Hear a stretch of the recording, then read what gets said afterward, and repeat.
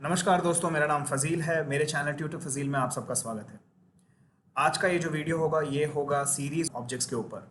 ये काफ़ी लंबा वीडियो होगा, इसलिए मैं चाहता हूँ कि अगर आपको कोई एक पर्टिकुलर टॉपिक देखना है तो प्लीज़ डिस्क्रिप्शन में जाएं और उस पर्टिकुलर टॉपिक के अगेंस्ट जो लिंक दिया होगा, जो टाइम दिया होगा, उस पर क्लिक करके वो particular section of the video पे चले जाएं। आइए let's get started.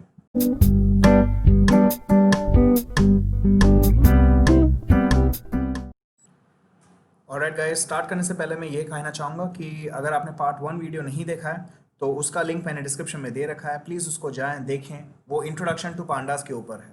Thank you. Okay guys, इस पार्ट के लिए जो मैं डेटा सेट यूज़ करने वाला हूँ वो मैं worldbank.org से डाउनलोड करूँगा।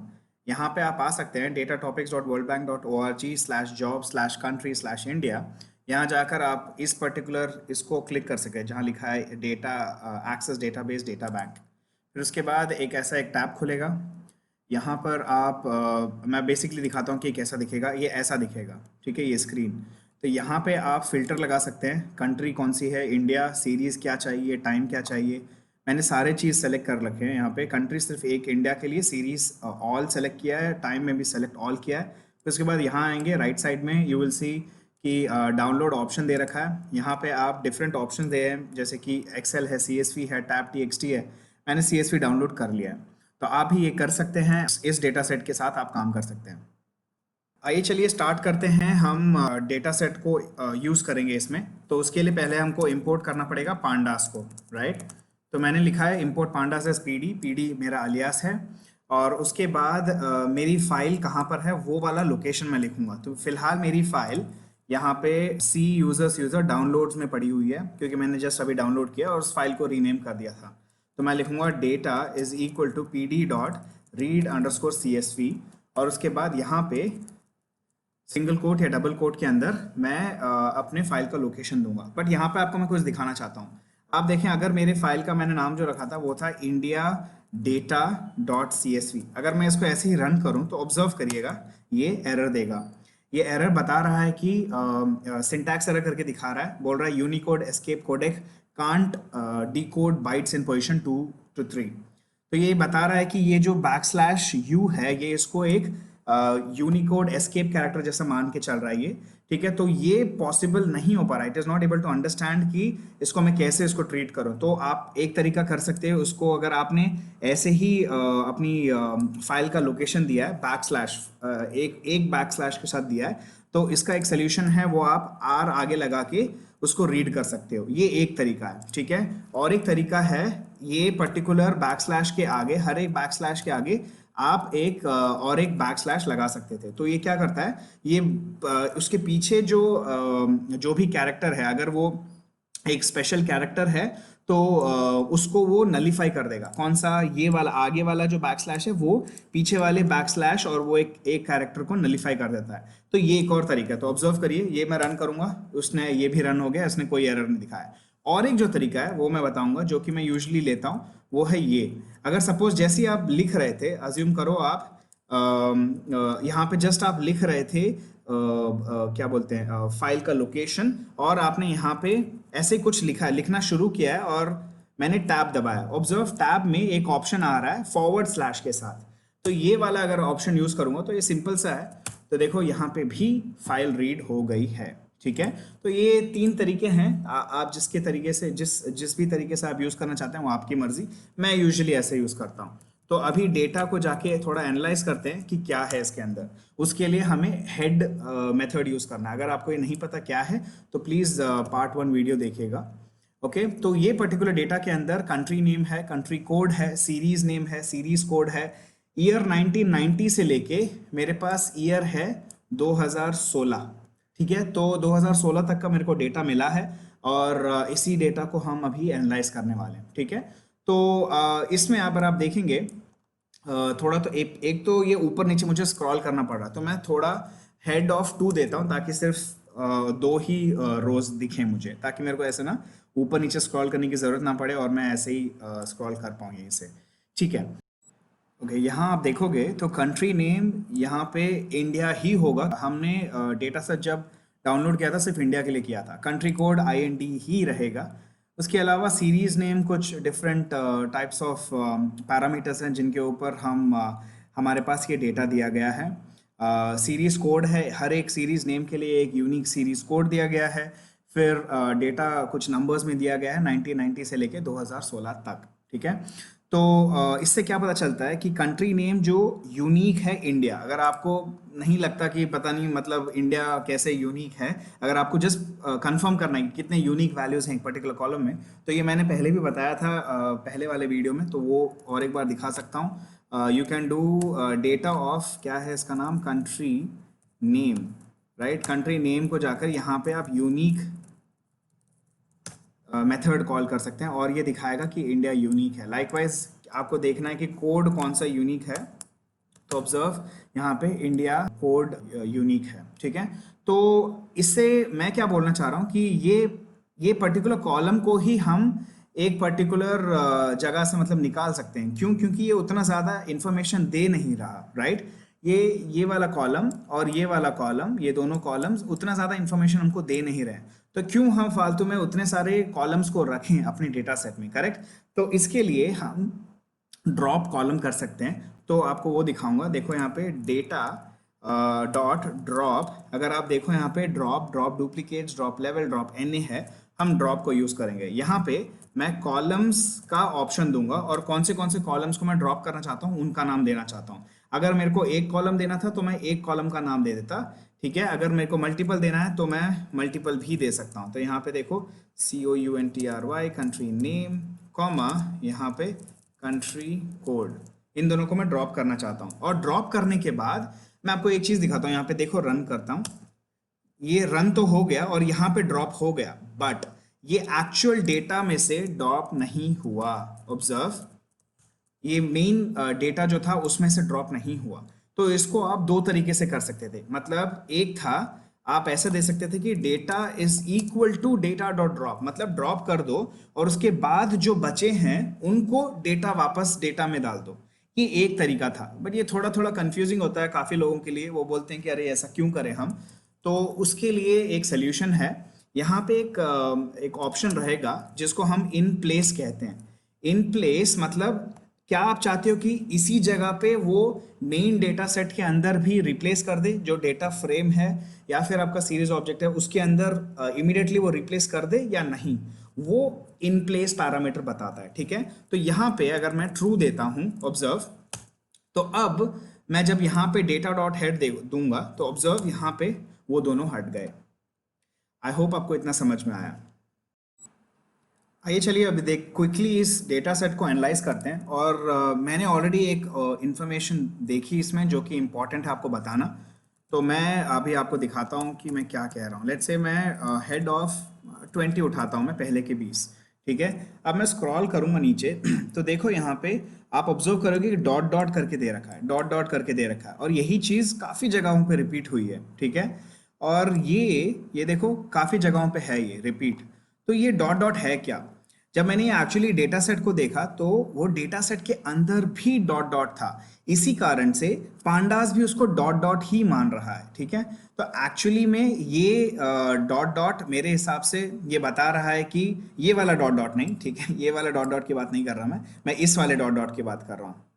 रुकिए एक सेकेंड, ये वाला जो बाकी डेटाओं पे रखा हुआ है, ये देखो ये वाला डेटा, ये जो डॉट डॉट है ये बेसिकली एम्प्टी है, बट उस डेटा सेट के अंदर आपको डॉट डॉट ही दिख रहा है। तो इसीलिए पांडास ने समझा कि ये भी कोई पर्टिकुलर वैल्यू होगी, इसलिए उसको उसने डॉट डॉट कर दिया, ठीक है। तो इससे प्रॉब्लम क्या है? देखिए इससे कोई ज्यादा प्रॉब्लम ऐसे देखने में तो कुछ दिखती नहीं है, बट एक्चुअली में ये बहुत बड़ी प्रॉब्लम करता है। अब उसको समझने के लिए मैं आपको दिखाता हूं, ये डेटा जो एक्चुअली में नंबर है ना, ये नंबर है, ये एक फ्लोटिंग करके एक नंबर दिया हुआ है, बट जब मैं इसका इन्फो देखता हूं, लेट्स से मैं इसका इंफॉर्मेशन निकाल के देखता हूं, तो ऑब्जर्व ये नंबर नहीं रहे, ये ऑब्जेक्ट बन गए। क्यों? क्योंकि इसके अंदर इसको कुछ स्पेशल कैरेक्टर या कुछ अदर देन नंबर मिला, तो इसीलिए वो फ्लोट जो एक्चुअली में था वो फ्लोट नहीं रहा, उसको उसने ऑब्जेक्ट में कन्वर्ट कर दिया। और ऑब्जेक्ट क्या है आपको मैंने पहले वीडियो में बता ही रखा है। तो इसलिए ये इन वैल्यूज को ना चेंज करना बहुत इंपॉर्टेंट है। तो इसको हम ये डॉट डॉट को कैसे हम मेक श्योर करेंगे कि ये डॉट डॉट निकल जाए। तो आप बोल सकते हो कि can we go to the source file, क्या हम सोर्स फाइल में जाके वो डॉट डॉट को कंट्रोल एफ करके रिप्लेस ऑल कर सकते हैं? हाँ कर सकते हैं, बट वो सोर्स फाइल के साथ छेड़ना कहेंगे हम, है ना। तो हमको वो नहीं करना है, हमको अपने पांडास के को यूज करके ही हमको ये पर्टिकुलर प्रॉब्लम को फेस करना है, राइट। तो मैं आपको और एक बार बताता हूँ मैं क्या बोल रहा हूँ। ये पर्टिकुलर जो डॉट डॉट हैं इनको मैं निकालना चाहता हूँ, ठीक है, और इन डॉट डॉट्स को नहीं जो यहाँ पे आपको दिखेंगे। सॉरी मैं दिखाता हूँ थोड़ा स्क्रॉल करके, आ गया। हाँ, इन डॉट डॉट्स की बात नहीं कर रहा, ये डॉट डॉट्स इसलिए आ रहे हैं क्योंकि इफ यू रिमेंबर कॉलम्स का जो टोटल लेंथ होता, सॉरी नंबर ऑफ कॉलम जो दिखाता है वो बाय डिफॉल्ट डिस्प्ले में 20 होते हैं। मैंने आपको ये प्रीवियस वीडियो में भी बताया था। तो यहाँ पे 31 हैं, 31 में से हमने 2 निकाल दिए, और वो 2 निकालने के बाद हमको अभी भी 29 बचे हुए हैं। तो 29 के 29 नहीं दिखा सकता, इसीलिए बीच में से उसने कुछ गायब कर दिए, ठीक है। तो टोटल अगर आप कॉलम जो दिखा रहा है यहाँ पे आप काउंट करोगे तो सिर्फ 20 होंगे। क्यों? क्योंकि वो डिफॉल्ट प्रॉपर्टी होती है। ऑलराइट, तो अब हम एक चीज देखेंगे, वापस रीड जहां पे हमने किया था वहां पे जाएंगे। तो हमने रीड कहाँ किया था? यहाँ किया था। तो मैं देखो यहाँ पे एक चीज दिखाता हूँ, यहाँ पे एन ए वैल्यूज बोल के एक लिस्ट बनाता हूँ। लिस्ट में क्या क्या ऐसी वैल्यूज हैं जो कि नॉट एप्लीकेबल होनी चाहिए, उनको मैं बोलूँगा कि वो वैल्यूज अगर मिलें, मतलब कोई भी स्पेशल कैरेक्टर या जंक कैरेक्टर आपको मिले तो वो आप यहाँ पे कैप्चर कर लो, ठीक है। अगर आपके पास काफ़ी सारे हैं तो आप कॉमा दे दे के ऐसे ऐसे जो भी आपका था, सपोज आपको कहीं ऐसे जगह पे एक्सक्लेमेशन मिला होता, 4 एक्सक्लेमेशन थे, तो आप चाहते हो कि वो 4 एक्सक्लेमेशन जाके NA बन जाए, मतलब नॉट वैल्यू नॉट एप्लीकेबल ऐसे बन जाए। तो अगर आप वो चाहते हो तो यहाँ पे एक लिस्ट ऑब्जेक्ट दे सकते हो, और वो जहाँ पे भी वो मिलेगा उसको वो NA बना देगा, ठीक है। तो यहाँ पे सिर्फ हमको डॉट डॉट ही मिला था, तो हम यहाँ पे आके बोलेंगे NA underscore values is equal to, तो यहाँ पे मैं दूंगा NA, यहाँ देखो एक पैरामीटर है NA अंडरस्कोर वैल्यूज, यहाँ पे मैं NA वैल्यूज क्यों नहीं आया, हाँ आया, equal to NA underscore values देता हूँ। तो ऑब्जर्व, अब जब मैं इसको 20 के साथ रन करता हूँ तो ऑब्जर्व करें, कहीं पे भी जहाँ पे भी वो डॉट डॉट था वो देखो चला गया, अभी NaN आ गया, नॉट अ नंबर। समझ रहे हैं मैं क्या कह रहा था? तो ये एक तरीका है, आप अपने ये जो वैल्यूज जो आपको जंक कैरेक्टर्स आते हैं, जंक कैरेक्टर्स को अगर आपको सॉर्ट करना है कि उसको निकाल के आप चाहते हो कि कोई NA वैल्यू NA चले जाए उधर पे, तो ये वो तरीका है, ठीक है।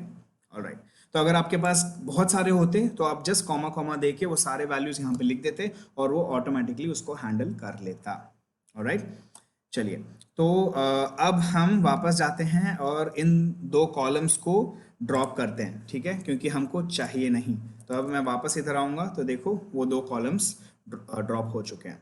ऑलराइट, तो इसके बाद हमने अब मेरे को दिखाना है कि ये ईज NA क्या है, ठीक है। ईज NA मतलब ये एक मेथड है जो कि बताएगा कि क्या वो पर्टिकुलर कॉलम NA है, मतलब NA मतलब कुछ भी नहीं है उसके अंदर, वो चेक कर सकते हैं।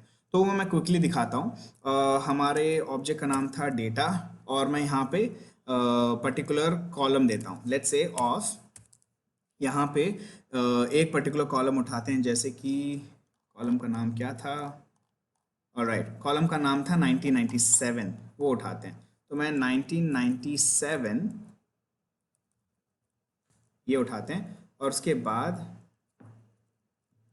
डॉट ईज NA देता हूँ मैं। ऑब्जर्व, ये बोल रहा है कि उसके अंदर ये जितने भी फॉल्स हैं नहीं, ये NA नहीं है, और जो NA एक्चुअली में थे, क्योंकि हमने NA बना दिया था पहले, वो डॉट थे, याद है। तो अब मैं कह रहा हूँ कि जो भी NA हैं उनको उठाओ। तो वो बोल रहा है कि ये NA है, ये बाकी सारे भी NA हैं, और बाकी ये सब NA हैं, बाकी NA नहीं है। तो ये एक क्विक तरीका होता है ये ढूंढने का कि कौन से वैल्यूज एम्प्टी हैं और कौन से कॉलम्स के कौन से रो में वैल्यू एम्प्टी नहीं है। ठीक है, ये एक तरीका है, जस्ट आपके इंफॉर्मेशन के लिए था, ये बाद में हम कभी यूज़ करेंगे। ओके गाइस, तो इस पर्टिकुलर डेटा सेट में काफ़ी सारे कॉलम्स हैं।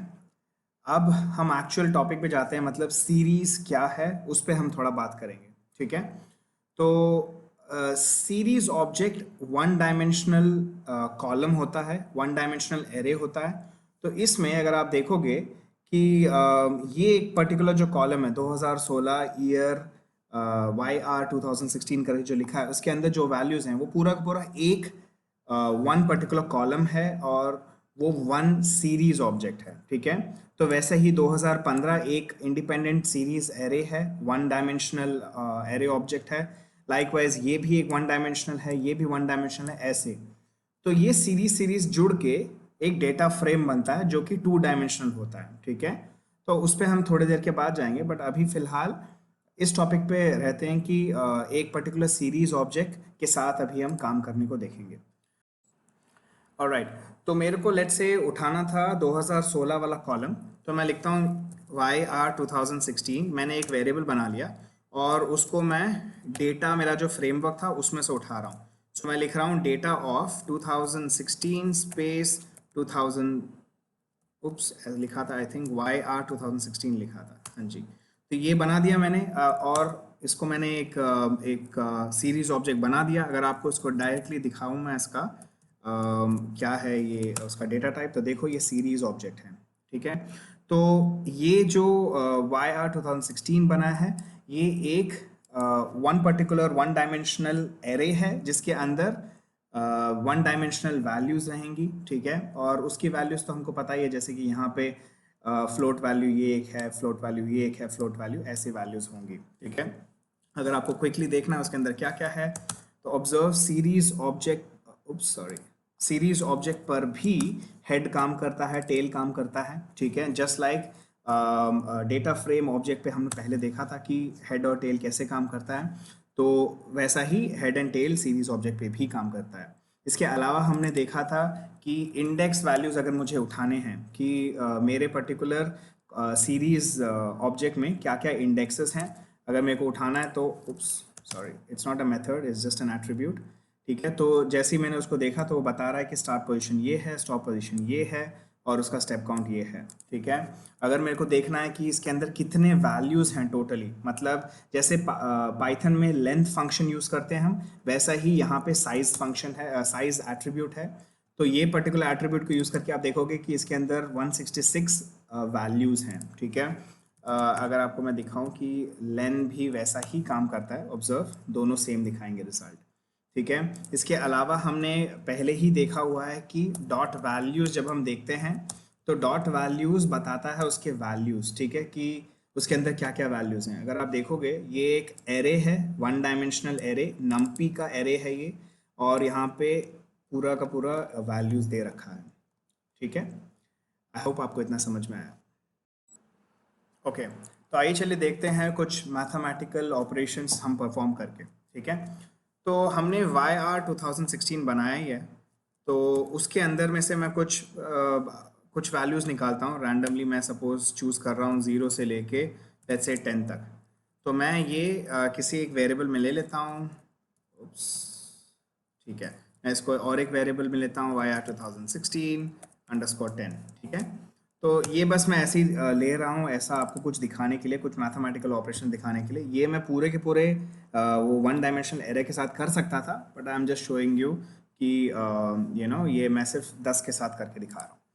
ओके, तो मैं इस YR 2016 के कॉलम को पहले देखते हैं कि क्या है इसके अंदर। तो यहाँ पे देखो, यहाँ पे लिखा है 8.45 e⁻01, ऐसा करके। ये पहली बात तो ये एक्सपोनेंट्स फॉर्म में दिया हुआ है, ठीक है।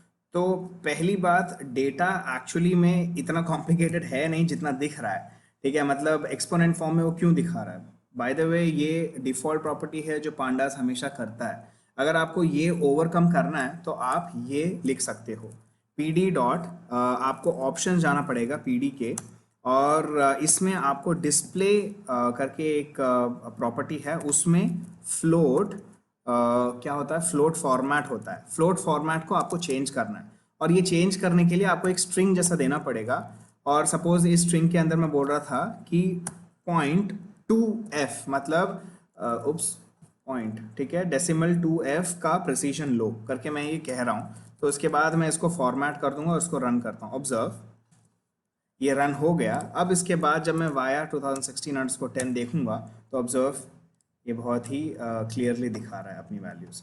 और इस बीच में आप देखोगे कि ये कैसे ऐसा दिखा रहा है कि 3483 इतना बड़ा नंबर क्यों दिखा रहा है, क्योंकि प्रॉबेबली वो नंबर उतना बड़ा था। ठीक है, पहले उतना समझ में नहीं आ रहा था क्योंकि वो एक्सपोनेंट दे रखा था, अभी एटलीस्ट समझ में आ रहा है, राइट। ठीक है, अब मैं इसके ऊपर 10 ऐड करता हूँ। ठीक है, लेट्स से मेरे को ऐड करना था 10। तो ऑब्जर्व कैसे ये 10 ऑटोमेटिकली अप्लाई कर रहा है सारे वैल्यूज़ पर। अगर ये चीज़ आप लिस्ट के साथ कर रहे होते तो ये पॉसिबल नहीं था। फॉर एग्जांपल मेरे पास एक लिस्ट है 1, 2, 3, 4 और उसके साथ मैं अगर ऐड करता हूँ प्लस लेट्स से 10, ऑब्जर्व ये काम नहीं करता, टाइप एरर देगा, बोलेगा कि लिस्ट को आप नंबर के साथ ऐड नहीं कर सकते, लिस्ट को लिस्ट के साथ ऐड कर सकते हैं, ऐसा करके दिखाएगा। बट उसमें भी ऐड अगर मैं करता हूँ ये एक्चुअली मैं ऐड नहीं करेगा। ये देखो मैं 10 10 10 10 करके ऐड करता हूँ, बट ये 10 ऐड नहीं करेगा, बट ये बल्कि कंकैटिनेट करेगा। तो ये चीज़ अगर आपको करनी थी तो आपको एक फॉर लूप यूज़ करना पड़ता। 1 के साथ अगर आपको 10 ऐड करना था तो आपको फॉर लूप यूज़ करना पड़ता, जिसको हम वेक्टराइजेशन कहते हैं। ठीक है, तो बाय डिफ़ॉल्ट आप देखोगे कि पांडास में आप डायरेक्टली मैथमेटिकल ऑपरेशंस परफॉर्म कर सकते हैं और वो मान के चलता है कि वो ऑपरेशन वो सब कॉलम्स पे करता, सॉरी सब वैल्यूज पे करता है या फिर रिकॉर्ड्स पे करता है। ठीक है, लाइकवाइज अगर आपको लेट्स से माइनस करना था तो माइनस भी चलेगा। ठीक है, सेम वे। और वैसे ही अगर आपको मल्टीप्लिकेशन भी करना था तो देखो मल्टीप्लिकेशन भी वैसे ही करेगा, अगर आपको डिवीजन करना था तो डिवीजन भी वैसे ही करेगा। एंड लाइकवाइज अगर आपको लेट्स से फ्लोर डिवीजन करना था फ्लोर डिवीजन भी करेगा, and so on. I hope you get the picture. Alright, तो अभी हम स्टैटिस्टिकल मेथड्स के बारे में पढ़ेंगे, जो कि दो प्रकार के होते हैं, एक है एग्रीगेशन, दूसरा है नॉन एग्रीगेशन। तो एग्रीगेशन है क्या? वो एक मेथड है जो कि जिस पे हम जब हम यूज़ करते हैं तो उसका आउटपुट एक सिंगल नंबर होता है। ठीक है, तो जैसे कि अभी हमारा जो कॉलम था वाया 2016, इस पर्टिकुलर कॉलम में अगर मुझे मैं इसका ये छोटा वाला वर्जन लेता हूँ क्योंकि वाया 2016 बहुत बड़ा है तो हम उसके रिजल्ट्स वैलिडेट नहीं कर पाएंगे। तो लेट्स से वाया 2016_10 में ये 10 वैल्यूज़ थी हमारे पास। ठीक है, तो अब मैं चाहता हूं कि इसका सम निकालूं। तो ये देखो सम एक मेथड हो गया और ये उसका टोटल सम निकाल रहा है और ये बोल रहा है कि इसका ये नंबर जो भी है ये है। ठीक है, तो अगर पहली बात मैं इसका छोटा कर देता हूँ, ये नंबर बहुत बड़ा है, तो ये जो 5th इंडेक्स पे जो है वो काफ़ी बड़ा है, जिसकी वजह से 5th और 6th दोनों, तो ये ना कैलकुलेशन में शायद से हमको इतना आसानी नहीं होगा। तो मैं जस्ट इस पर्टिकुलर वेरिएबल का एक पर्टिकुलर वैल्यू चेंज करता हूँ। तो लेट्स से 5th इंडेक्स पे क्या था, ये था, मेरे को ये चेंज करके छोटा सा कोई नंबर लगा देता हूँ, मैं सोचता हूँ 10 बना दूँ उसे। ठीक है, तो ऑब्जर्व ये सीरीज ऑब्जेक्ट म्यूटेबल है, मतलब मैं इसकी वैल्यूज चेंज कर सकता हूँ। लाइकवाइज 6th का भी मेरे को चेंज करना, तो मैं बोलूँगा 6th को लेट्स से इसकी वैल्यू 11 बना देते हैं। ठीक है, एंड तो आप देखोगे कि टोटली वाया 2016_10 की वैल्यू चेंज हो चुकी है। तो अब इसको सम यूज करते हैं। अब सम एक एग्रीगेशन मेथड है, क्यों? क्योंकि इसका आउटपुट एक नंबर है, कोई एक नंबर वो दे रहा है। ठीक है, तो इसमें भी मैं आपको कुछ बताना चाहता हूं, जैसे कि ये अगर आप देखोगे ये पर्टिकुलर वैल्यूज जो 10 हैं उसमें एक है NaN, मतलब नॉट अ नंबर, तो ये खाली है। तो क्या ये NaN को इसने इंक्लूड किया था या नहीं किया था? एक्चुअली में वो नहीं करता। पांडास बाय डिफॉल्ट जब भी आप कुछ वैल्यू नहीं देते हो, अगर वो नॉट अ नंबर है, तो जब वो एग्रीगेट करेगा उन सबको, तब उस टाइम पे ये पर्टिकुलर जो रिकॉर्ड है ये पूरा का पूरा वो उसको इग्नोर कर देगा। तो अगर आपको इसको इग्नोर नहीं करवाना है, आप चाहते हो कि यहाँ पे 0 आए, तो आपको कुछ करना पड़ेगा, वो मैं दिखाऊंगा क्या है।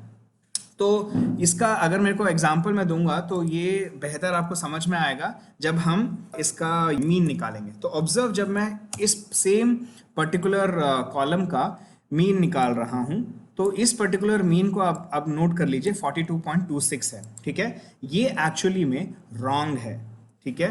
ये मैं आपको प्रूफ करूंगा ये करके। देखो इसका टोटल सम क्या है, 84.53 प्लस 24.54, इन सबको ऐड करो तो कितना आएगा। तो इसको मैं डॉट सम करता हूँ, तो ऑब्जर्व करो इसका है 380.36, ठीक है। तो ये कितने वैल्यूज थे हमारे पास थे 10 वैल्यूज, ठीक है। तो अगर मैं इसको डिवाइड करूंगा बाई 10, ये जो भी आंसर आया तो आंसर होगा 38.03। क्यों मैं डिवाइड कर रहा हूँ 10 से, क्योंकि एवरेज निकालने के लिए टोटल जितने भी हमारे पास वैल्यूज थे वो डिवीजन में, डिनोमिनेटर में जाता है ना। तो sum of all the numbers divided by total number of observations. तो टोटल नंबर ऑफ ऑब्जर्वेशन तो 10 थे, बट 10 अगर करता तो आंसर आता ये 38.03, बट हमको आंसर आया ये। क्यों? क्योंकि इसने 9 उठाया, ठीक है।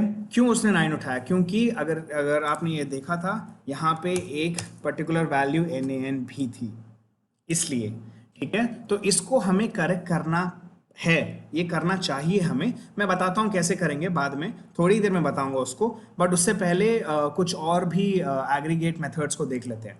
तो लेट्स से अगर मुझे मिनिमम निकालना था इस वजह से, तो मैं मिनिमम नंबर MIN करके दे सकता हूँ, तो मेरे को मिनिमम वैल्यू मिल जाएगी। अब मिनिमम वैल्यू क्या थी? ऑब्वियसली यहाँ पे देखो 6.29, ये जो थी ये मिनिमम वैल्यू थी, तो उसने वो पिक कर ली।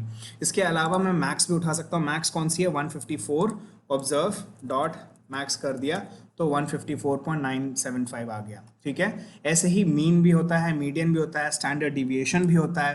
तो ये सारे डॉट मेथड्स हैं, मीन, ठीक है, मीडियन, फिर डॉट मोड। तो ये सब बेसिक स्टैटिस्टिक्स हैं। अगर आपको इनके बारे में नहीं पता है तो मेरा और एक वीडियो मैंने निकाला है इस पे, जस्ट बेसिक स्टैटिस्टिक्स के ऊपर एक्सप्लेन किया है। आई नो आपको इसके ऊपर बहुत सारा कंटेंट मिल जाएगा, बट अगर आपको क्विकली अगर जानना है तो मेरे डिस्क्रिप्शन में देखिए, मैंने इसका लिंक दिया होगा, ठीक है। तो इसके अलावा और क्या कर सकता है? आप वेरिएंस ढूंढ सकते हो, ठीक है। डॉट VAR दोगे तो वेरिएंस का मेथड कॉल होता है। अगर आपको काउंट करना है कि कितने नॉन NA वाले वैल्यूज हैं, वो अगर आपको काउंट करना है तो वो भी बताता है। ये मैं आपको क्विकली दिखाता हूँ ये मैं क्या बोल रहा हूँ। देखो यहाँ पे काउंट, अगर मैं काउंट को यूज़ करता हूँ तो वो बोलता है 9 वैल्यूज ऐसी हैं जो कि ये हैं, क्या बोलते हैं, नॉन NA, मतलब जिसमें NA नहीं है वो वैसी वैल्यूज हैं। तो ये सब तो आपको, आप देख रहे हो कि एक एक करके आपको करना पड़ रहा है, राइट। तो एक एक मेथड आप यूज कर रहे हो, dot sum, dot min, dot max, dot mean, dot median, ऐसा करके आपको करना पड़ रहा है। तो इन सब का काइंड ऑफ लाइक आप बोल सकते हो कि इनका कोलैबोरेट करके डिस्क्राइब बोल के एक मेथड है, जो कि मोस्ट ऑफ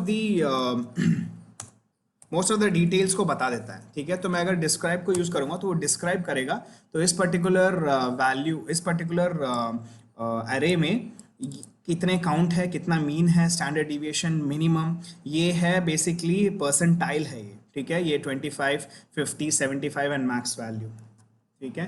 तो आई होप आपको ये समझ में आया।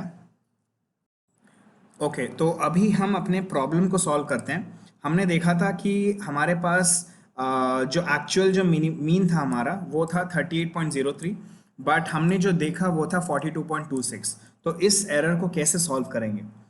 तो आइडिया तो मैंने आपको दे ही दिया था कि ये जो भी जो वैल्यू है NaN वाली, जो यहाँ पे कुछ भी नहीं है, इसमें कुछ वैल्यू डालनी चाहिए हमें।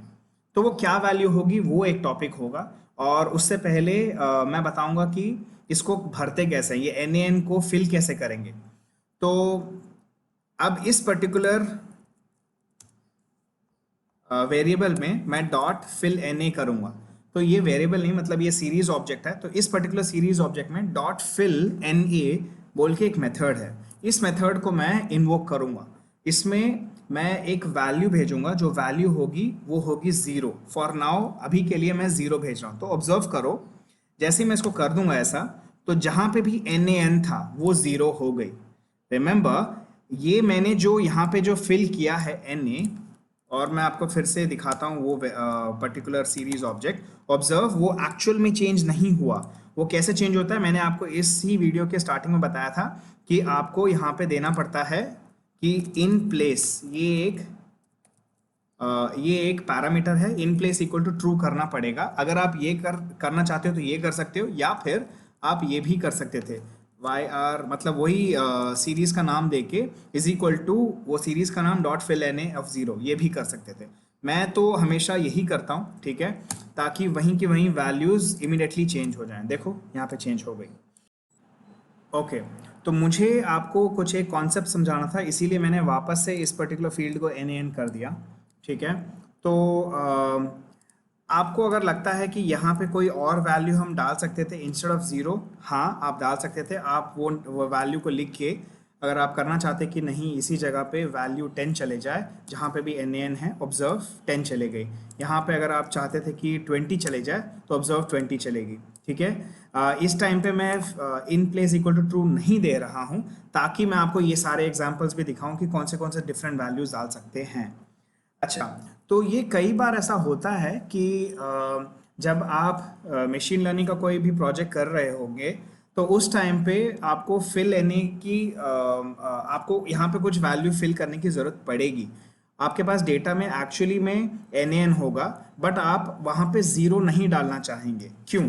इसका एक रीज़न है जो कि मैं क्विकली समझाने की कोशिश करता हूँ। देखो, अगर आप यहाँ पे ज़ीरो डालोगे और उसके बाद अगर आपने इसका मीन निकाला तो आपको मीन तो सही आ जाएगा, जो भी इसका मीन होगा। जैसे कि हमारे केस में 38 पॉइंट समथिंग था, तो मीन सही आ गया। बट एक्चुअली में क्या पता यहाँ पे अगर ज़ीरो नहीं होता या फिर कुछ दूसरी ढंग की वैल्यू होती, तो शायद से हमारा जो डीविएशन है, ठीक है, अगर आपको समझ में नहीं आता डीविएशन क्या है, क्विकली गूगल कर लीजिए स्टैंडर्ड डीविएशन और वेरिएंस होता क्या है।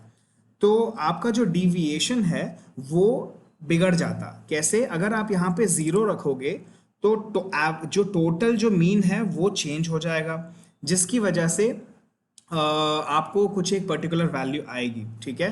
तो मैं ये इसको बोलने से अच्छा मैं आपको ये दिखाता हूँ कि मैं क्या बोल रहा हूँ, ठीक है। तो लेट्स से अगर मैं यहाँ पे ये ईयर 2016_10 का मैं मीन निकाल लेता हूँ पहले, ठीक है। तो आपको तो ये तो पता है कि इसकी मीन गलत है, 42.26 है फिलहाल, है ना। तो हम सोचेंगे कि चलो ठीक है, इसको पहले इसको फिल एन करते हैं, ठीक है, विद ज़ीरो, और उस वैल्यू को जो भी वो वैल्यू आ रही है उसका हम मीन निकालते हैं। तो ऑब्जर्व, अब जब मैं करूँगा तो मेरे को वैल्यू उसकी जो मीन है वो 38.03 आ गई।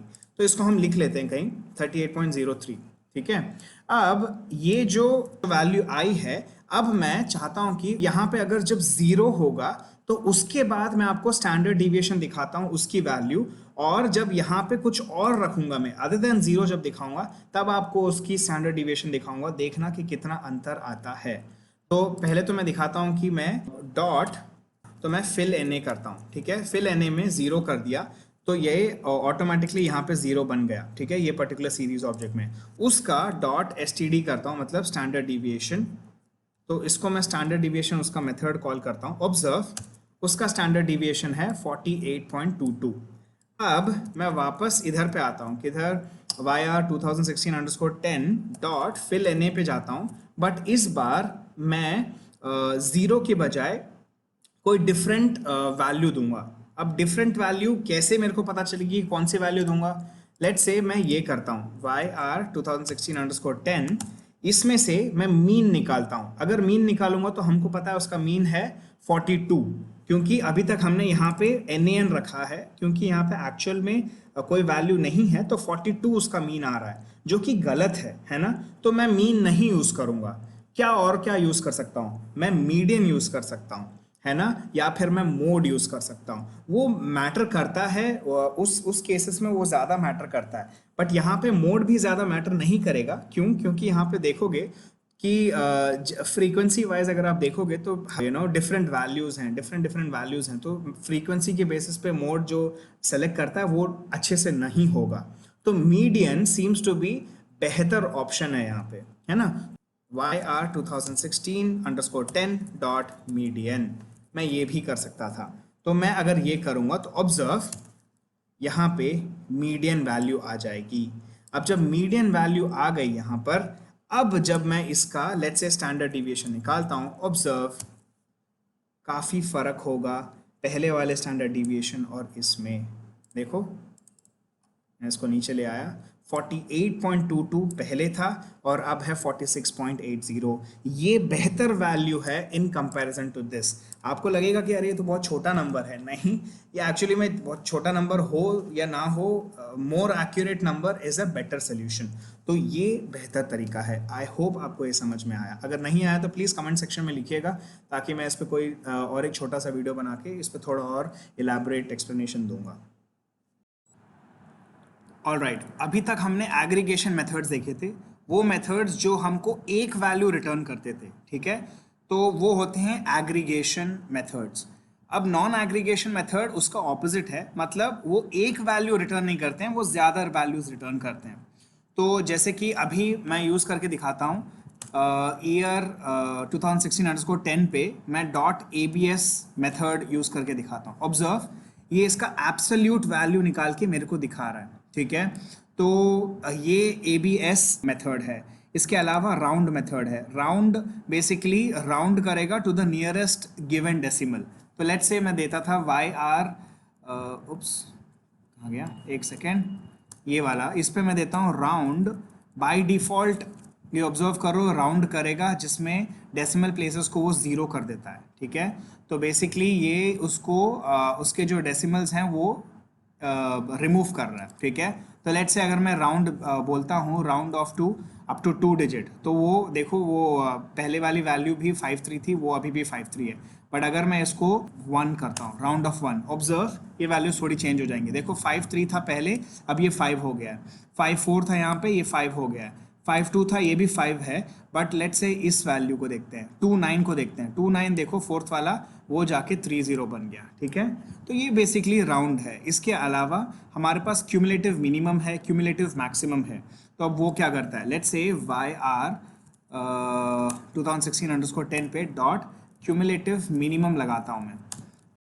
तो इसको जब रन करते हैं तो देखो यहाँ पे 6.29 वैल्यू एक्चुअली सबसे कम थी, तो इसीलिए यहाँ पे आप देखो ऊपर 6.30 नहीं, ये नहीं, 6.29 कम थी। ये देखो 6.29 was the smallest value. NaN को वो कंपेयर नहीं करता है, बेसिकली NaN को वो इग्नोर करता है।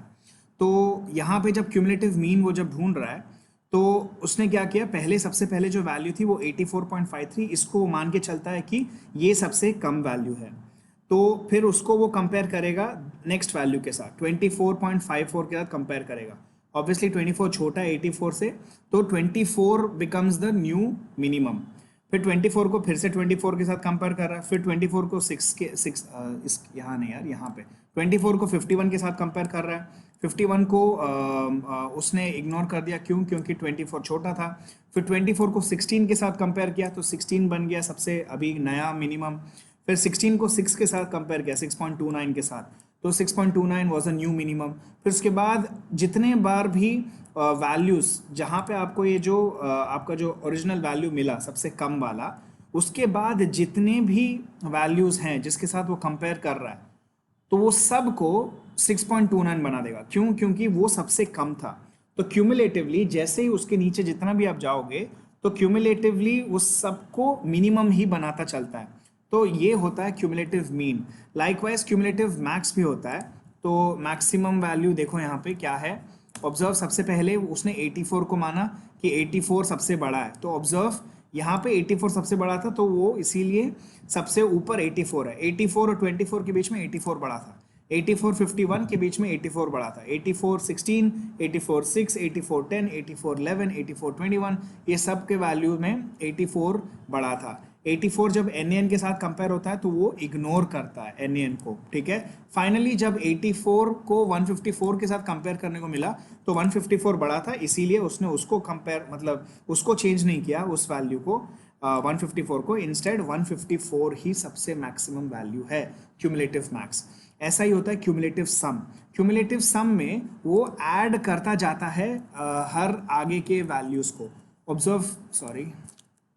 ऑब्जर्व करो, अभी 84 को उसने ऐड किया 24 के साथ, तो ये काइंड ऑफ लाइक रनिंग बोल सकते हो आप।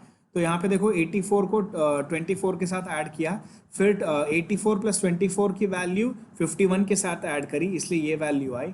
फिर उसके बाद 84 24 51 को 16 के साथ ऐड किया, तो ये value I, and so on, it goes on. NaN को एज यूजुअल वो उसको इग्नोर करेगा। फाइनली उसका सम है 380.37। अगर आपको याद है जब हमने डॉट सम भी लगाया था तो इस कॉलम का डॉट सम भी हमको 380 आया था, बट क्यूमुलेटिव सम और सम में डिफरेंस है। सम बताता है कि टोटल उस कॉलम का कितना, टोटल क्या है उसका सम, बट क्यूमुलेटिव सम एक एक को ऐड करता है और वो अगले वाले वैल्यूज पे जाके उसको प्लेस करता है। आई होप आपको ये समझ में आया।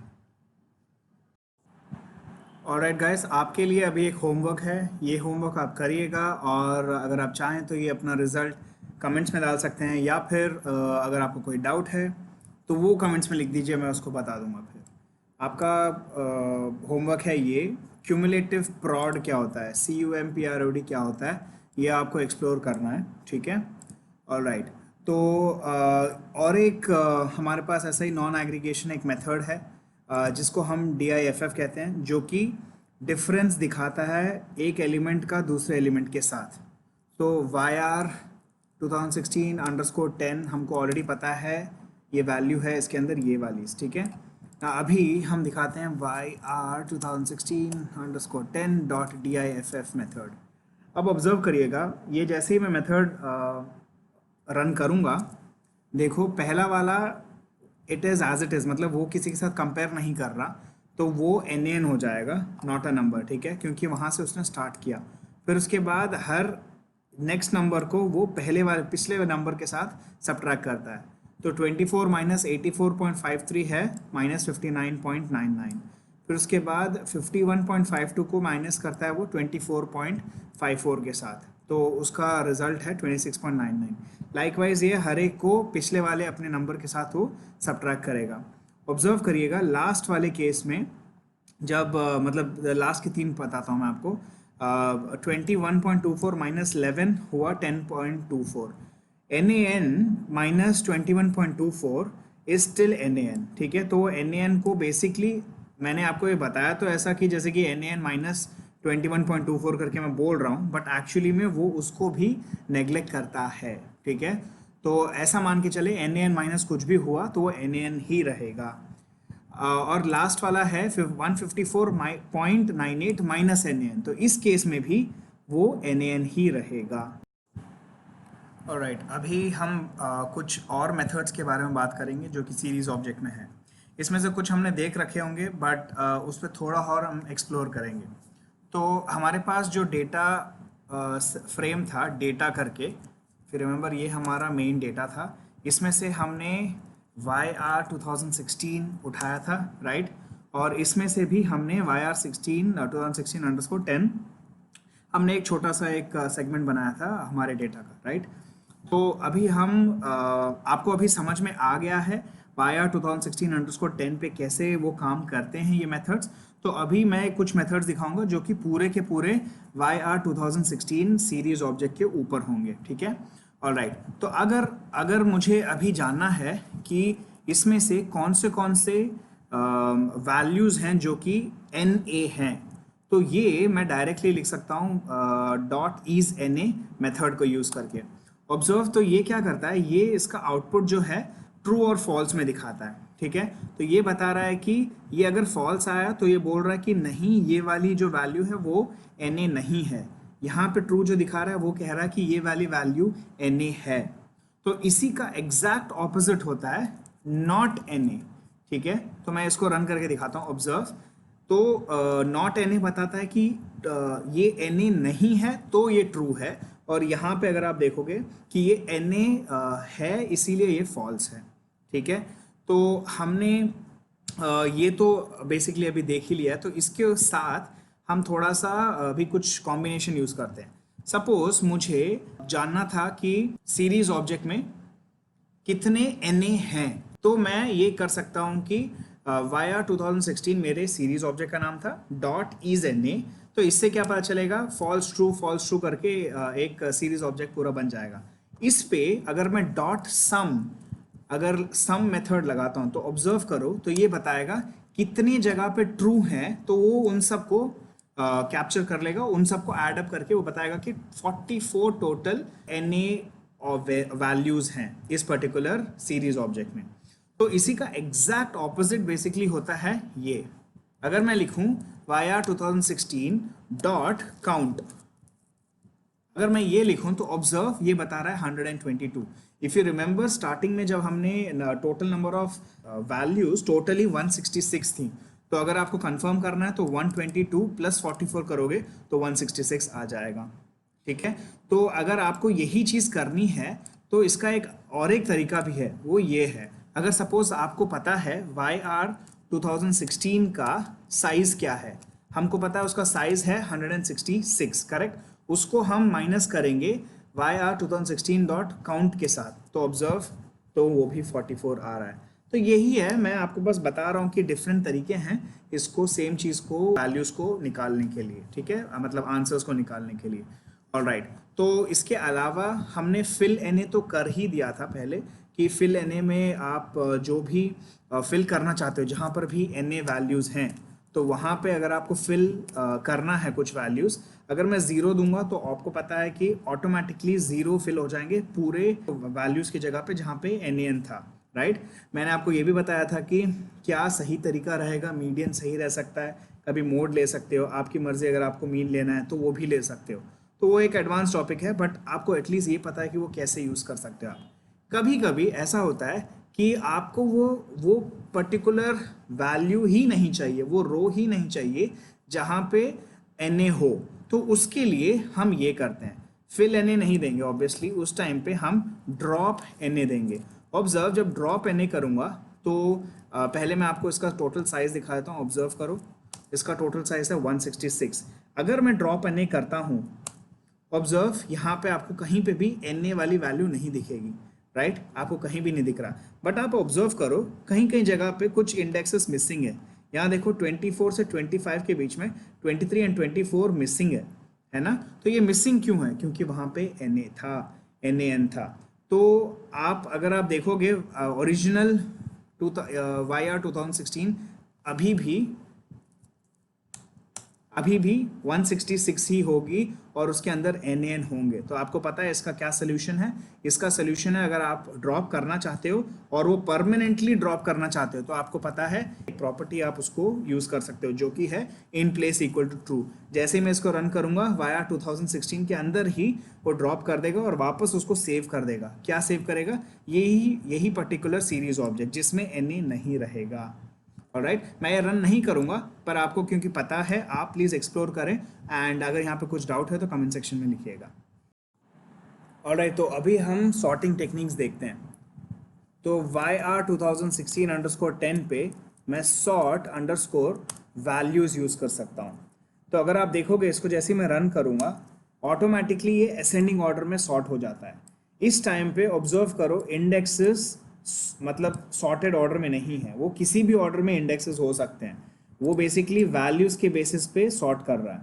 इसमें आप देखोगे अगर आपके डेटा सेट में एन एन था तो एन एन हमेशा लास्ट में प्लेस होगा, ठीक है।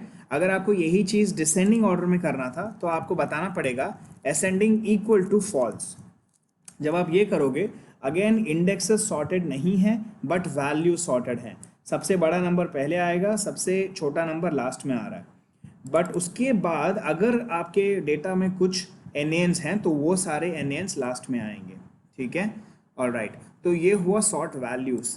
क्या अगर मुझे यही जगह पे सॉर्ट बाय इंडेक्स करना होता तो क्या होता, observe, sort index by default जैसे आप देख रहे हो वैसा ही लगेगा, 0 1 2 3 4 5 6 7 8 9 ही दिख रहा है आपको, यहाँ पे कोई प्रॉब्लम नहीं दिख रही।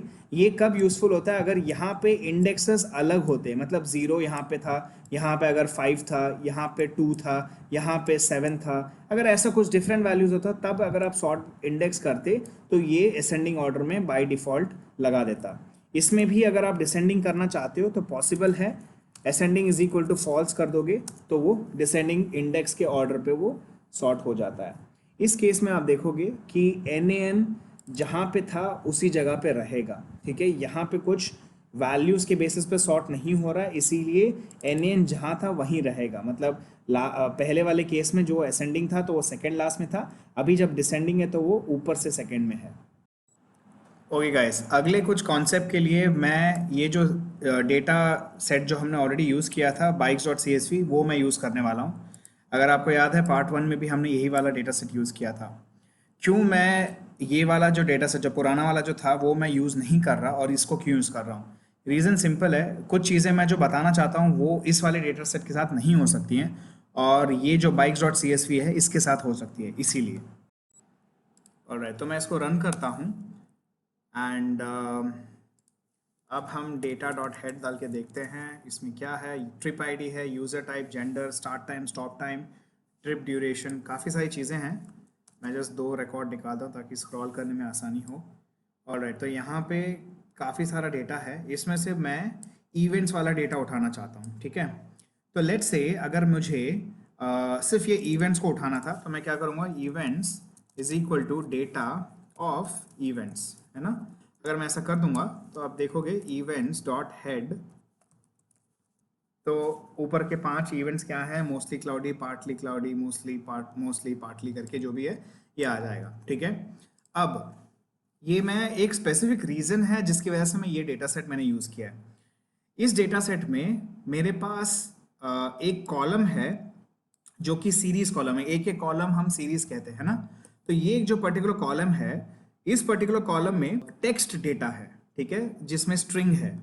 और ये ऐसा नहीं है कि बहुत ही वेराइड है, मतलब जैसे कि अगर ये कॉलम होता मूवी का नाम, ठीक है, तो मूवी का नाम ऐसा नहीं है कि रिपीट होगा, ठीक है। जैसे कि आपने कोई मूवी देख ली, हमने डेस्पिकेबल मी देखी है, डेस्पिकेबल मी एक है, पार्ट 1 है, पार्ट 2 है, पार्ट 3 है, तो नाम थोड़ा बहुत तो चेंज हो रहा है ना।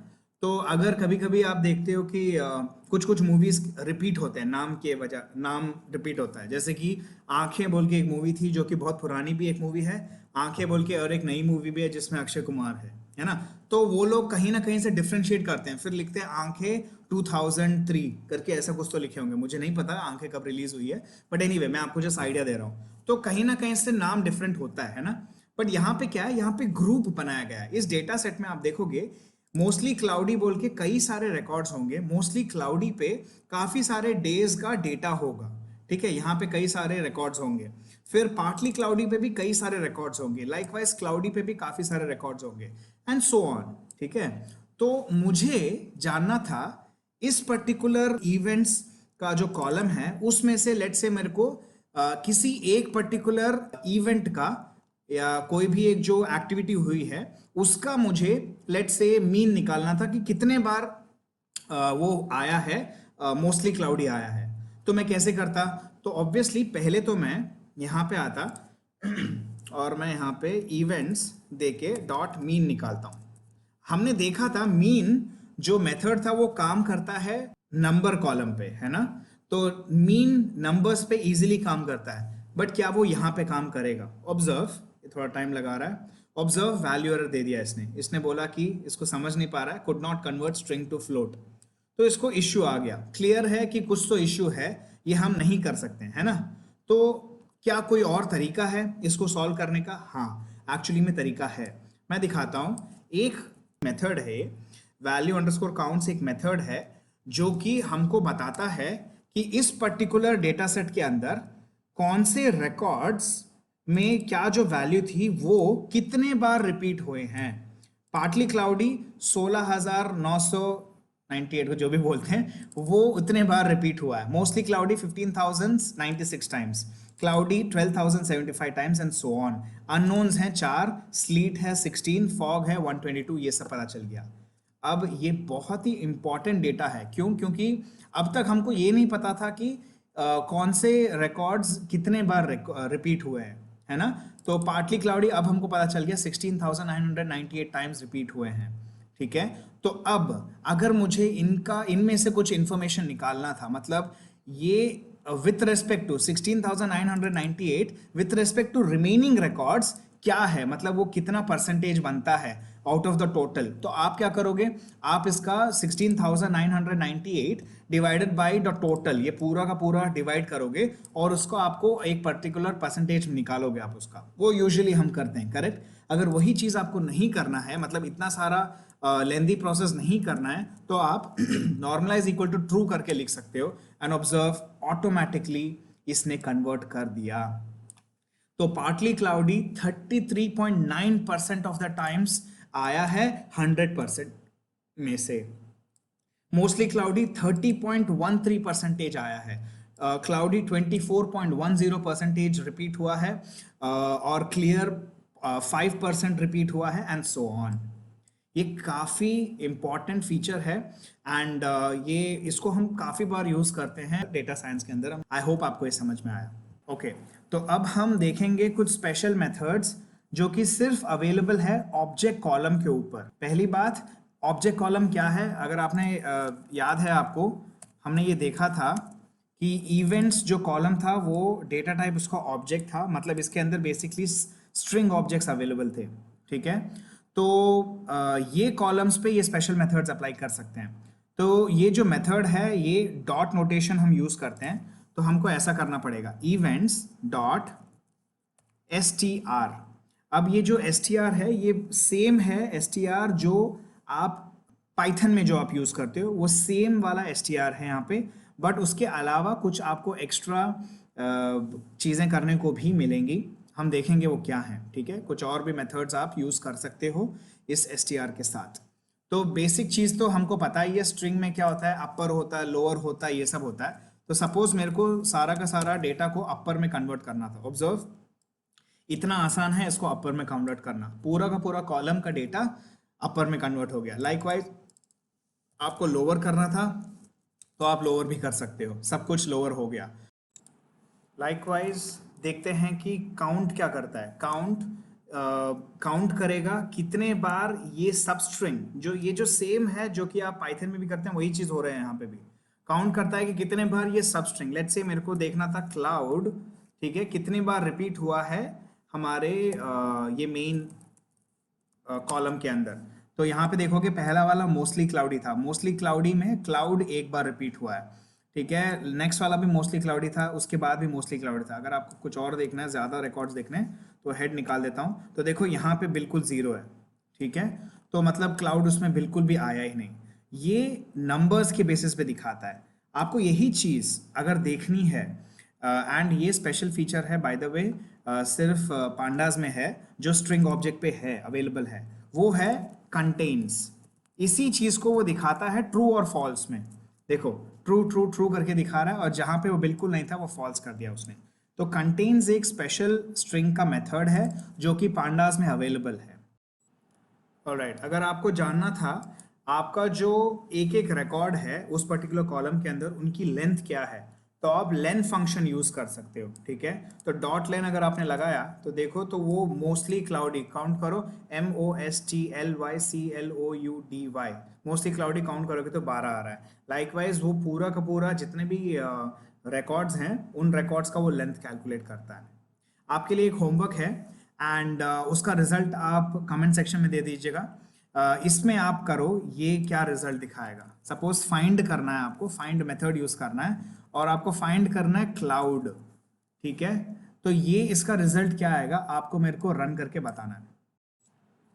अभी जो हमने पढ़ा था वो थे स्पेशल मेथड्स सीरीज ऑब्जेक्ट के लिए, जो कि ऑब्जेक्ट डेटा टाइप कंटेन करते थे।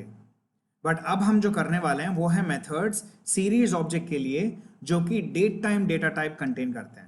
ठीक है, तो हमारे पास जो डेटा सेट है, तो अगर आप देखोगे इस डेटा सेट में आपके पास ट्रिप आईडी है, user type, gender, start time, stop time करके दिया गया है ना। इसका देखते हैं कि इसका डेटा टाइप क्या है। ऑब्जर्व, स्टार्ट टाइम और स्टॉप टाइम का डेटा टाइप ऑब्जेक्ट है।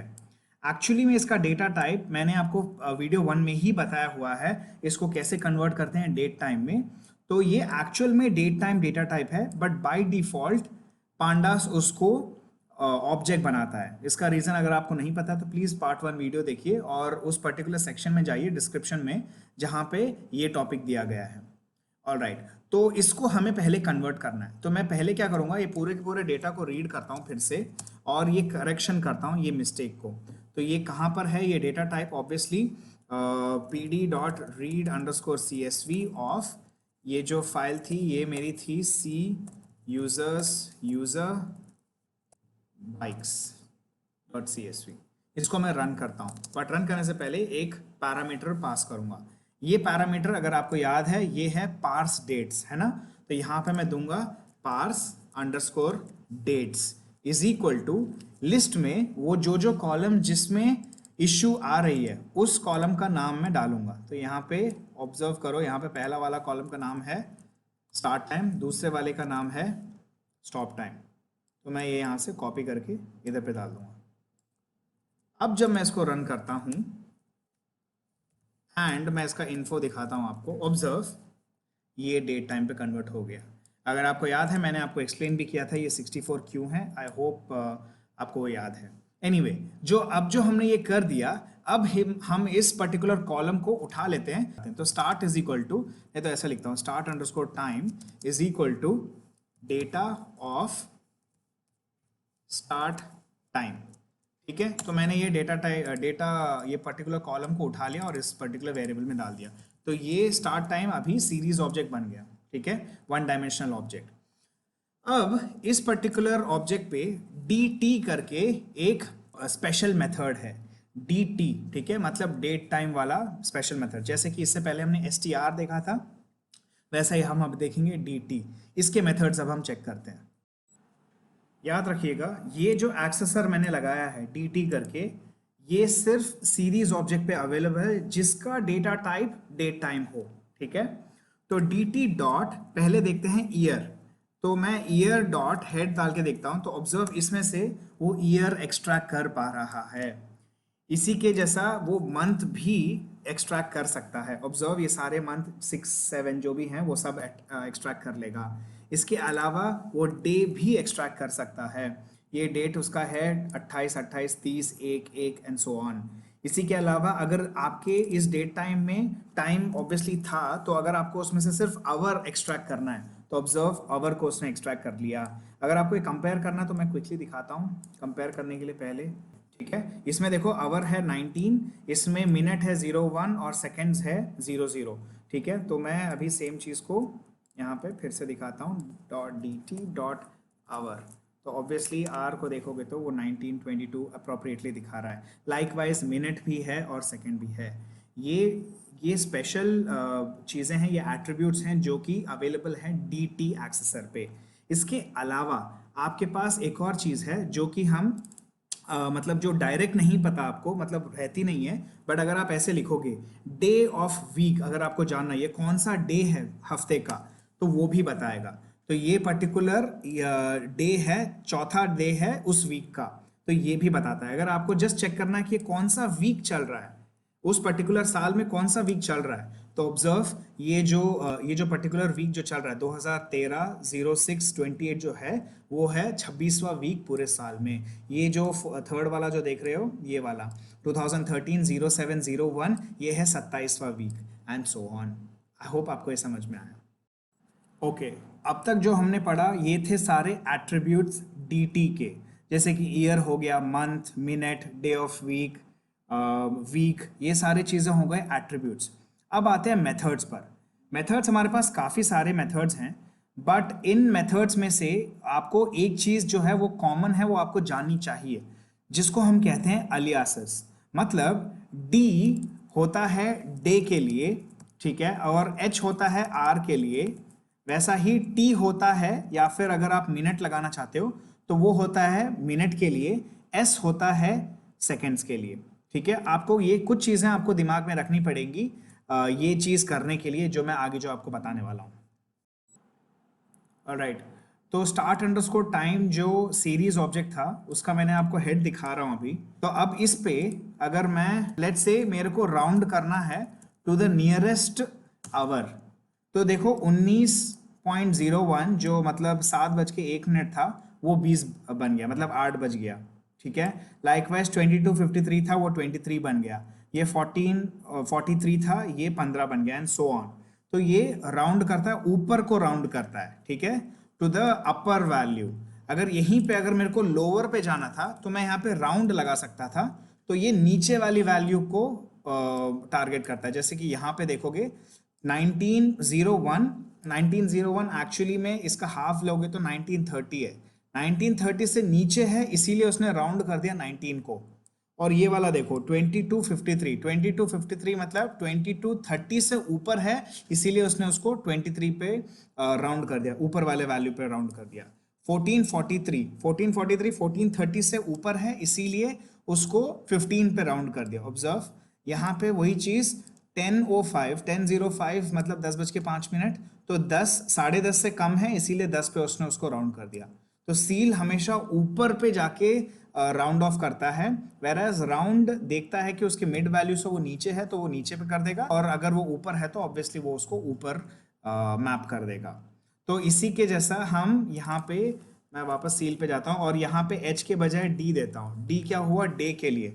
तो ऑब्जर्व, डे ये अगला दिन पे लेके चला गया। पहले था 28 तारीख थी, अभी जाके उसने 29 बना दी। यहाँ पे भी 28 थी, उसने 29 बना दी। लाइकवाइज यहाँ पे 30 था तो उसने अगले दिन पे लेके चला गया 0701। अब यहीं पे अगर मैं राउंड करता तो क्या होता, ऑब्जर्व, ये देखता, वही वाला लॉजिक लगाता कि क्या ये आधे दिन के उस साइड ऊपर आ रहा है कि नीचे आ रहा है। जैसे कि यहाँ देखो 10:05, ये पहले दिन के पहले वाले हाफ में आता है, इसीलिए ये डेट एज इट इज रह गई, ये और ये दोनों डेट एज इट इज रह गई। बट ऊपर वाला देखोगे ये आधे दिन के बाद आता है, 14:43 मतलब 2:43 है ना। तो ये आधे दिन के बाद आता है, इसीलिए इसको उसने अगले दिन कर दिया राउंड। ठीक है, आई होप आपको ये समझ में आया। लाइकवाइज सेम चीज होती है, आप मिनट के लिए भी कर सकते हो, ठीक है, और आप सेकंड्स के लिए भी कर सकते हो। मिनट के लिए आप टी लगा सकते हो यहाँ पे, और अगर आपको सेकंड्स चाहिए तो आप एस लगा सकते हो। वो आपके लिए होमवर्क है, प्लीज़ जाके करिएगा, और इसका कमेंट सेक्शन में आप मेरे को आंसर दे सकते हैं। आपके लिए और एक होमवर्क क्वेश्चन है। अभी आपने देखा सील बाय डिफॉल्ट ऊपर मैप करता है, round by default nearest whole number को मैप करता है, मतलब वो आधे से ज़्यादा है तो वो ऊपर वाले नंबर पे मैप करेगा, आधे से कम है तो नीचे वाले पे। तो ऐसा कौन सा मेथड है जो आप यूज कर सकते हो कि बाय डिफॉल्ट वो नीचे वाले नंबर पे मैप करे? ऐसा एक मेथड है, एंड मैं चाहता हूं कि आप वो फाइंड आउट करें और कमेंट सेक्शन में लिखिएगा अपने आंसर्स। मैं बताता हूं वो सही है कि गलत है।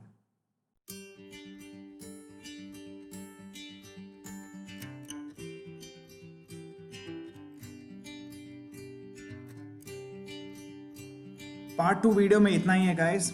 आई होप आपको सीरीज ऑब्जेक्ट समझ में आया। अगला वीडियो मैं डेटा फ्रेम ऑब्जेक्ट पे बनाने वाला हूँ। अगर आप नए हैं मेरे चैनल पर तो प्लीज सब्सक्राइब करिएगा, इस वीडियो को लाइक करिए और शेयर करिए अपने दोस्तों के साथ। Bye. Internet is full of technical videos. I just love to make it so that everyone understands.